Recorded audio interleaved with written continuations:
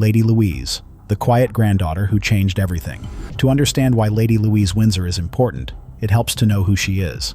The royal family often overlooks her, and that seems to be intentional. Lady Louise Alice. Elizabeth Mary Mountbatten Windsor was born on November 8, 2003.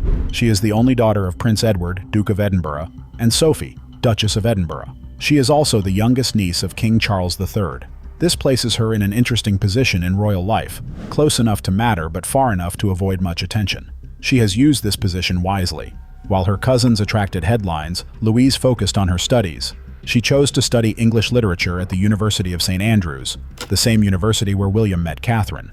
In 2024, she joined the British Army's University Officers Training Corps, and in 2025, became an officer cadet in the Army Reserve. Some royal commentators believe she is quietly following in her grandmother's footsteps for her own reasons, not for public show.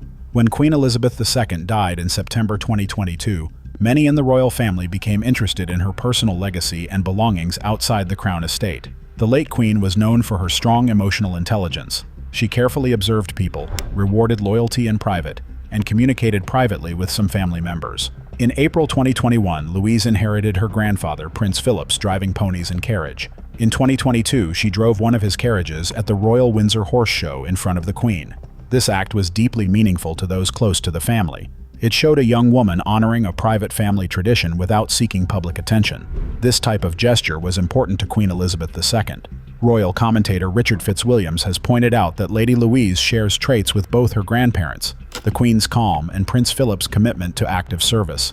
With all this in mind, it's understandable that the Queen might have entrusted Louise with something significant and private, something that other, more visible and politically complicated family members were not involved in. William's role, the steel spine behind the scenes. Prince William has been quietly changing his role in the royal family for years. He doesn't do this with big speeches or flashy actions, but through steady efforts to hold his family and the monarchy accountable. Bauer's book explains this clearly. Bauer says that William pressured his father, King Charles, to convince Prince Andrew to give up his titles of Prince and Duke of York.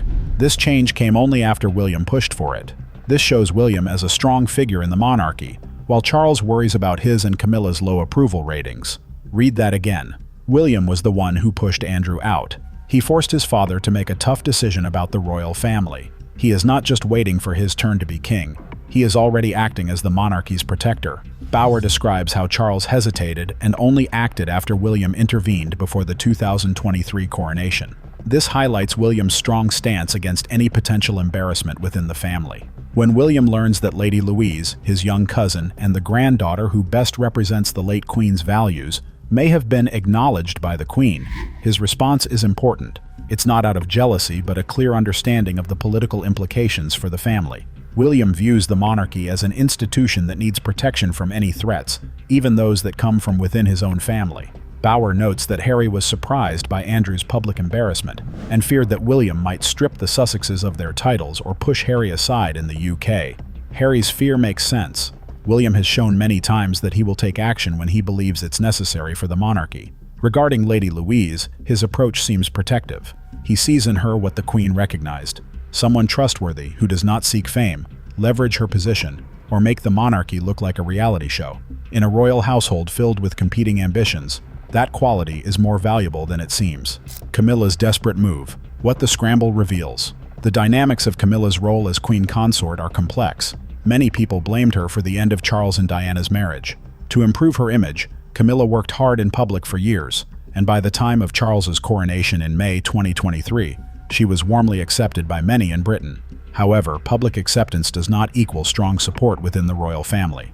Camilla's standing relies entirely on her relationship with Charles. If Charles were to become ill or die, Camilla would lose her power within the institution. As King Charles deals with health issues, a divide has developed between him, Camilla, and his heir, William. While the public sees unity, insiders describe tension, with William and Camilla clashing over Charles's public duties. Camilla wants Charles to be seen and active because his presence boosts her power. In contrast, William prioritizes Charles's health and dignity, believing a strong William serves the long-term interests of the monarchy. The situation also involves Lady Louise. For Camilla, Louise is not a threat to possessions but serves as a reminder. Louise represents the late Queen's affection and trust, which were not directed toward Camilla but toward the Windsors born into the family who served it selflessly. Bower's book claims that William and Catherine viewed Meghan as a threat rather than an ally. Bower further alleged that Camilla told a friend that Meghan had brainwashed her husband. The more intriguing question, which Bower hints at but does not directly state, is whether Camilla now sees Louise as a reminder of her own standing. Louise shows that the Queen's deepest trust was never meant for Camilla. The Sussex factor: how Harry and Meghan made it worse. No royal story in 2026 stands alone from the Sussex situation, and this one is no different. In fact, the tensions we see today may have been intensified by Harry and Meghan's actions. Bower's book discusses the Invictus Games in Canada in early 2025, mentioning attendance numbers that surprised many. It claims that Queen Camilla told a friend Meghan had brainwashed Harry, and that William and Catherine saw her as a threat from the start.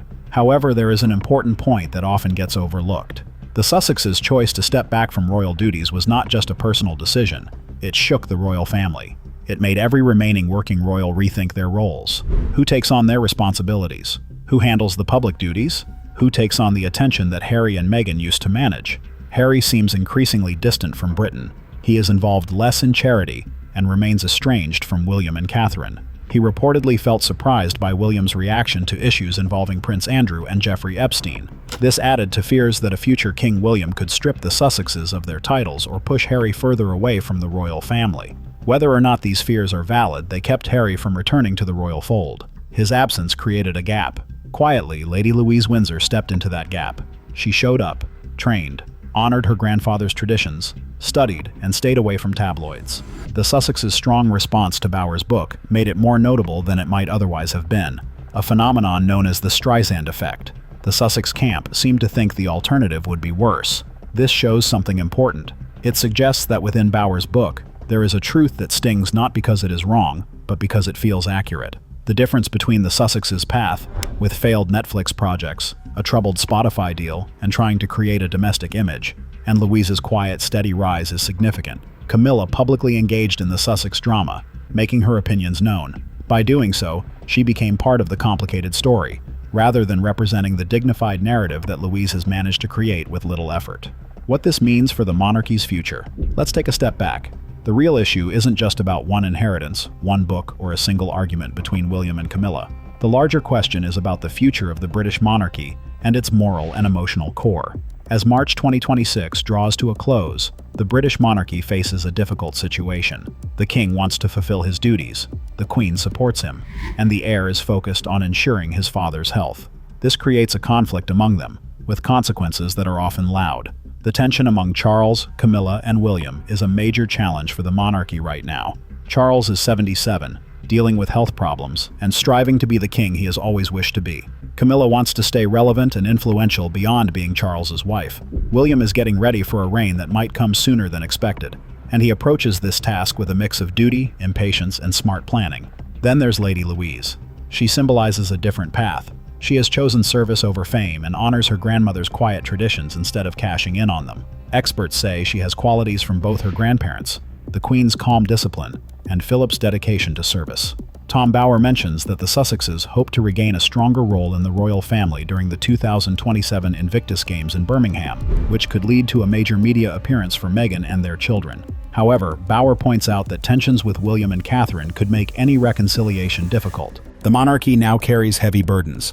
A king is dealing with illness, a queen consort whose private comments have become public issues, a Prince of Wales who is already guiding the institution, and a young woman at St. Andrews dressed in army gear with Windsor on her helmet. Surprisingly, she has become a figure many people associate with the future of the monarchy. Bower writes about power and betrayal, but his latest book also highlights something simpler: the strength of someone who doesn't seek power. In an institution focused on who fights hardest for the crown, Lady Louise Windsor may be significant precisely because she avoids this fight. This situation is what has Camilla observing closely, William protecting his interests, and the public paying attention. If you've viewed this far, it's clear this story isn't finished. Make sure to subscribe, because when Bower shares the next video, you'll want to be informed. What do you think? Is Lady Louise the monarchy's secret weapon? Let's discuss.